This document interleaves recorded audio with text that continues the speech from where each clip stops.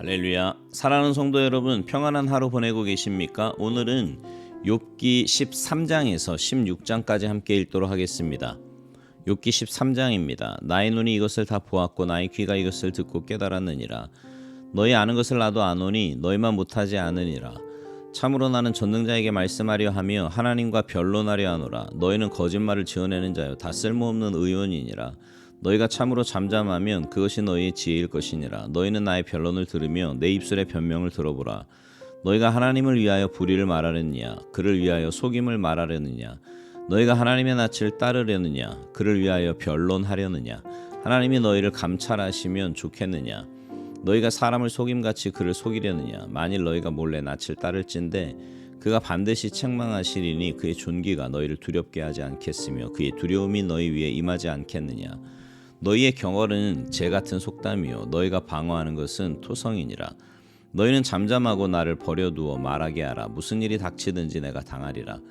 내가 어찌하여 내 살을 내 이로 물고 내 생명을 내 손에 두겠느냐.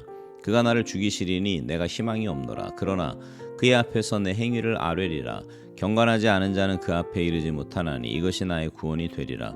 너희들은 내 말을 분명히 들으라. 내가 너희 귀에 알려줄 것이 있느니라. 보라, 내가 내 사정을 진술하였거니와 내가 정의롭다 함을 얻을 줄 아노라. 나와 변론할 자가 누구이랴. 그러면 내가 잠잠하고 기운이 끊어지리라. 오직 내게 이 두 가지를 행하지 마옵소서. 그리하시면 내가 주의 얼굴을 피하여 숨지 아니하오리니 곧 주의 손을 내게 대지 마시오며 주의 위엄으로 나를 두렵게 하지 마실 것이니이다.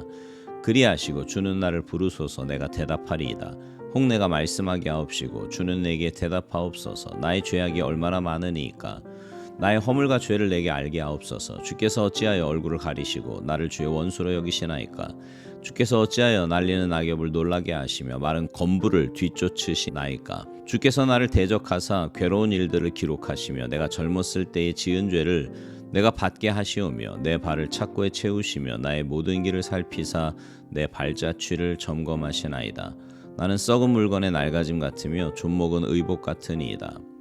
욥기 14장. 여인에게서 태어난 사람은 생애가 짧고 걱정이 가득하며 그는 꽃과 같이 자라나서 시들며 그림자같이 지나가며 머물지 아니하거늘 이와 같은 자를 주께서 눈여겨보시나이까. 나를 주 앞으로 이끌어서 심판하시나이까. 누가 깨끗한 것을 더러운 것 가운데에서 낼 수 있으리이까. 하나도 없나이다.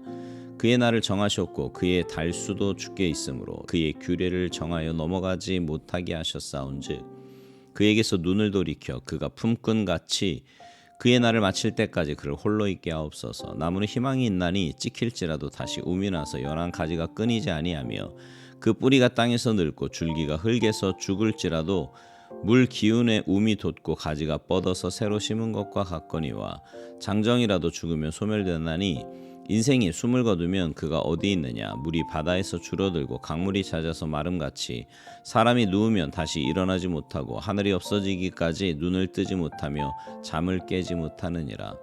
주는 나를 수월에 감추시며 주의 진노를 돌이키실 때까지 나를 숨기시고 나를 위하여 규례를 정하시고 나를 기억하옵소서. 장정이라도 죽으면 어찌 다시 살리이까. 나는 나의 모든 고난의 날 동안을 참으면서 풀려나기를 기다리겠나이다.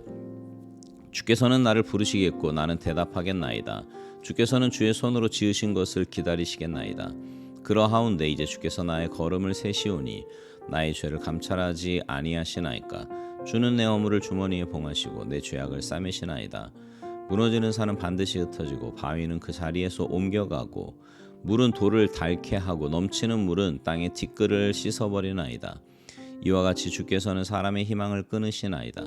주께서 사람을 영원히 이기셔서 떠나게 하시며 그의 얼굴빛을 변하게 하시고 쫓아보내시오니 그의 아들들이 존귀하게 되어도 그가 알지 못하며 그들이 비천하게 되어도 그가 깨닫지 못하나이다. 다만 그의 살이 아프고 그의 영혼이 애곡할 뿐이니이다.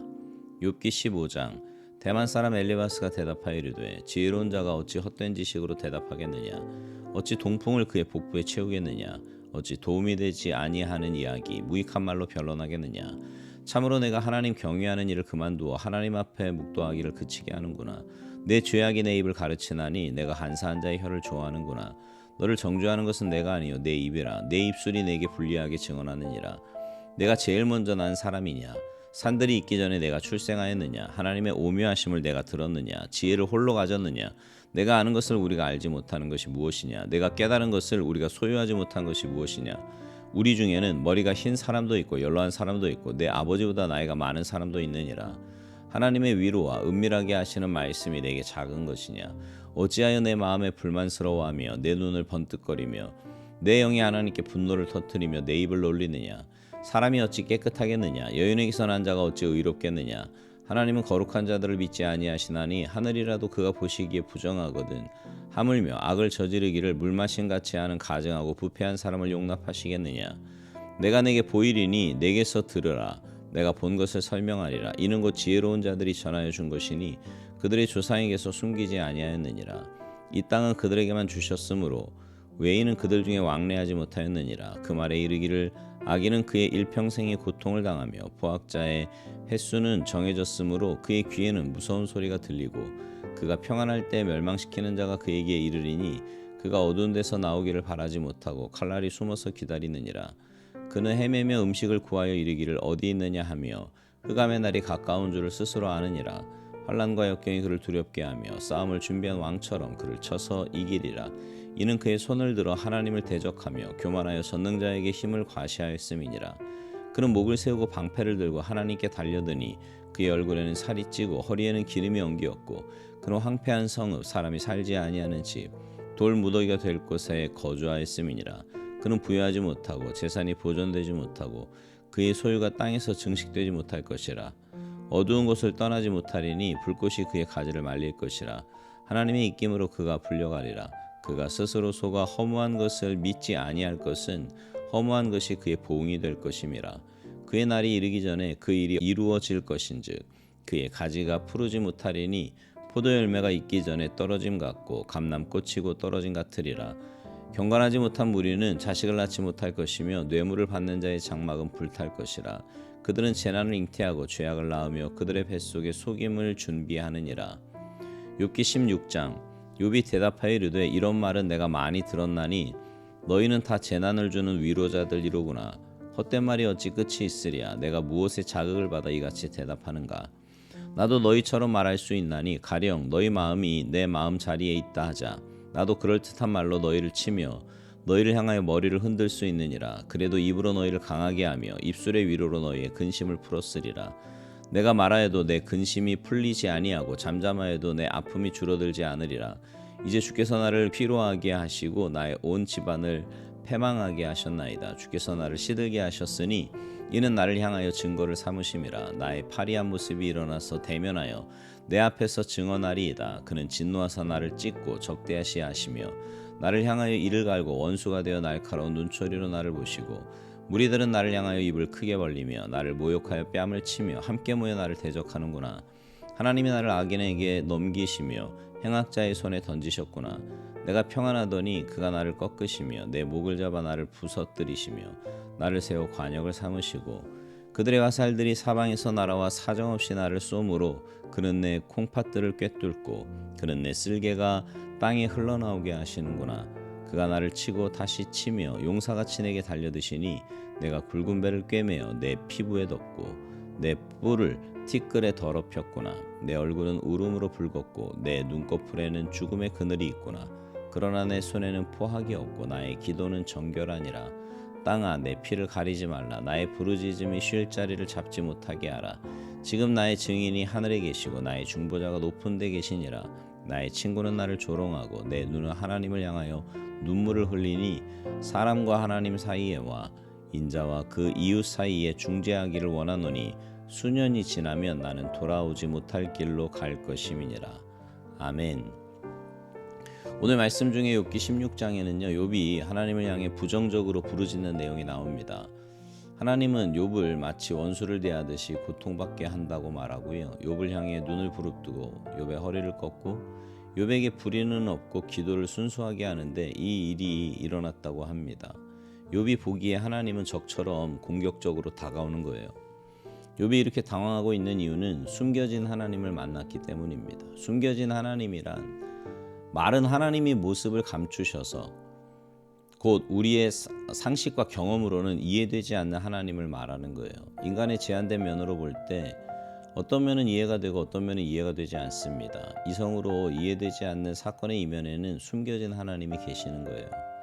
근데 사실은 내 믿음이 약해서 아직 깨닫지 못하는 하나님인 거지요.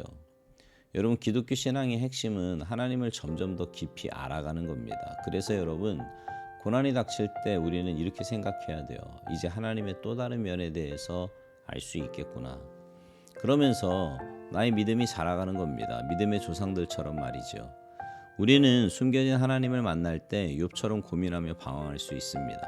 내 속에 일어난 감정들을 모두 받아들이면 때로 탄식을 할 수도 있어요. 그러나 그 탄식과 절규가 우리의 신앙의 마지막이 되어서는 안 됩니다. 하나님에 대한 믿음과 고난을 함께 들고 해답을 찾아가야 돼요. 좋으신 하나님은 단지 내가 편하고 쉬운 길로만 인도하시는 분이 아닙니다.